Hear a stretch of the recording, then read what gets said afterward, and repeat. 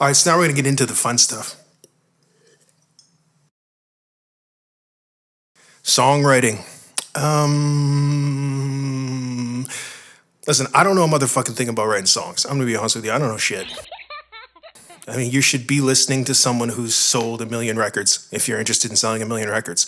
If you're here and we're having this conversation and you haven't scrolled forward, or you're not like completely, I'm not just like elevator music at this point in time, it means that you are probably extremely talented, super dope, like genre hopping, I would say mid-level artist who just needs reaffirmation as well as information and probably a reality check or two. That being said, that category extends from beginner to professional, right? If you really consider it, because we're all lifelong students. Here's a checklist to stay gold, like you even need it. So if you're platinum or if you're bronze, then you're still in the right place. Just understand that everyone has a reality. So we're going to try to mix and match these realities into something really generic and standardized, because that's the existence you're dealing with. The world is not going to give you a I'm unique award in any way, shape, or form, regardless. That has to transform into data, numbers, sales.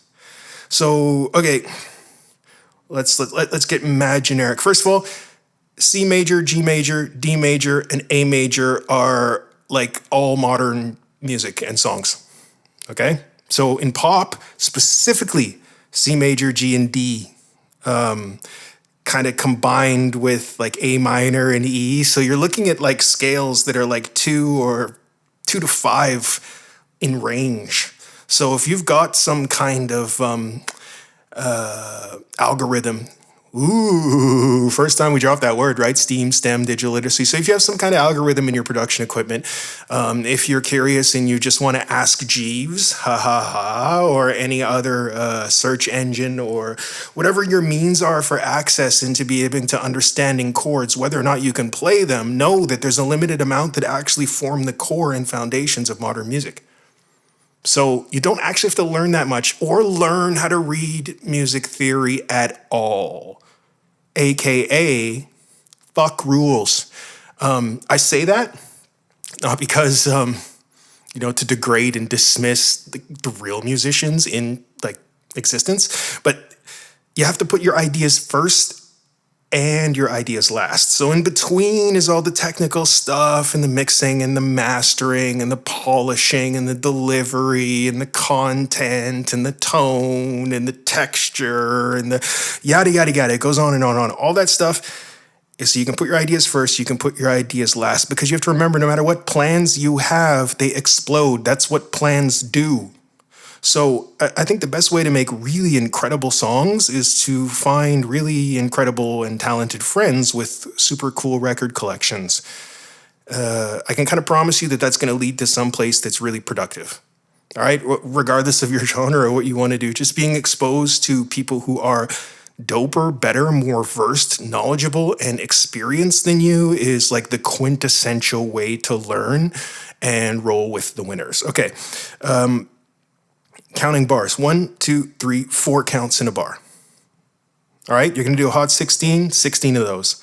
It's like a cool auto-tune drop, then think about maybe 4 to 8 of those, but 1, 2, 3, 4. That's your bar, all right? Now, I know that that's a very bizarre way to look at music theory, because that can be argued in a bunch of different ways. Of course, the timing and the tempo, and there's all these ingredients within 1, 2, 3, 4 that make it totally different. Your times, like there's a million. What I'm explaining to you is that 1, 2, 3, 4 is going to help you do that 16 times. And then likely there's going to be a change in the production if you are either making the beat or receive the beat. So don't worry so much about making sure that you can count, and worry about developing your intuition, because sometimes 12 bars with a 6-bar repetition of the end is really cool, or there's an effect, or there's something. So just look at formats as advice, but also formats come from outside. These are external stakeholders. So this is like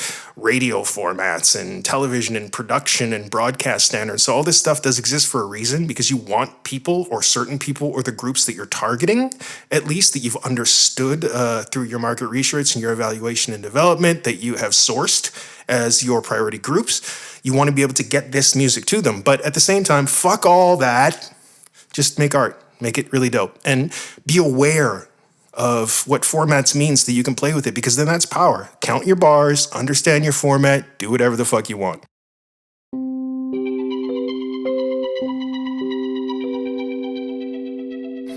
Okay, super important thing. Now I want you all to take a deep breath here, because this is kind of make or break. How do you write, find, or make that first line in a song? Now, can you hear me smiling?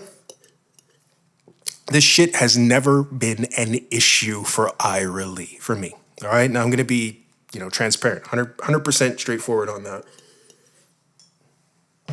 You know that some of us picked performance over genre. Like, I rap because it facilitated me getting on stage to be an exhibitionist. So imagine that standpoint helping you understand how to write the best line, the first line in your song. That's great, right? Even if it's not who you are or how you see art. Just imagine, I really want to get on stage and just like kind of whip it out and show everyone, and I need an excuse. So if that's the kind of individual who's teaching you how to find your first line, we're starting in a really different and cool, I venture to say, place. So here's the thing. A lot of rappers that I've been with throughout, a lot of rappers that I've worked with, been with, like that I've been with, that's funny. Been down with, been in it with, been in the game with, been with. Or that I've written with or for or as part of, all this stuff without specifying. I'm going to tell you that the most important thing you can possibly do is to write hooks. You're never going to be in a situation where someone's like, can you not write something really catchy, cool, simple, direct, and that makes everyone else's verses sound better?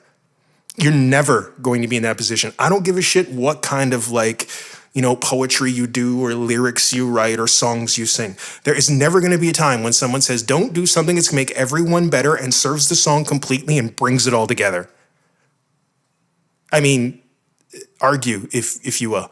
But that is essentially hooks. So just write 16 hooks. Like, don't spend your time doing anything else. Just write pieces that could exist solo, but if you mix them together, they're clever, and then you only have to find connectors within your hooks, as opposed to writing this big long story and in partitions and trying to figure out how to make it musical and flow and your timbre and all of your, where you put your accents and your story and your, it's super complicated if you look at writing a verse as 1 to 16. So don't look at writing as a verse as your first count until your fourth, and just write a bunch of choruses until you have 16 bars worth or whatever you need, on and on and on. 16 and 16, 4 and 8, 12, 8 and 12 and 16, however you decide that your song makes the most sense, whatever feels like dopest and makes people react in a way that makes you react important. We'll get to that later.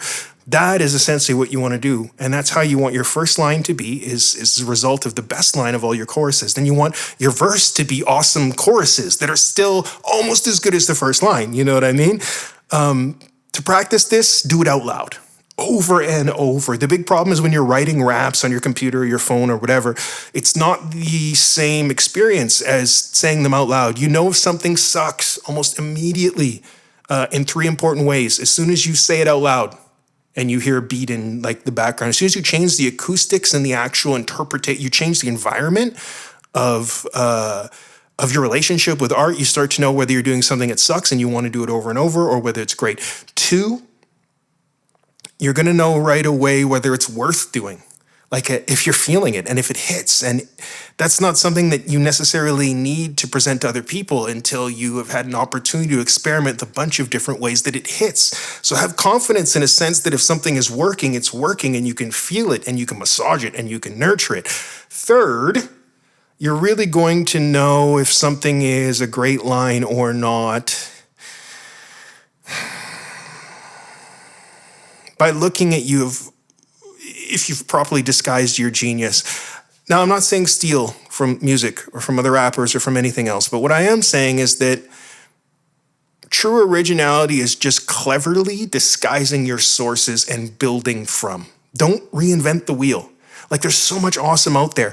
Take some of that awesome and combine it over and over. So again, it's like piecing, it's like sampling your own lyrics. Write a bunch of lyrics, put them together in the way that you like them, however you choose to get them together, where you're physically cutting the paper or it's just copy and pasting on your phone, or however you make raps, because it is easy. Don't overcomplicate it. Keep it very, very minimal, catchy, write a bunch of choruses, and you've got a song that's gonna make like the average, like, I'm a lyrical rapper, just like pissy and question everything and anything they've ever believed in. I mean, take it there. That's how you write your first line, your whole song, and the rest of your career.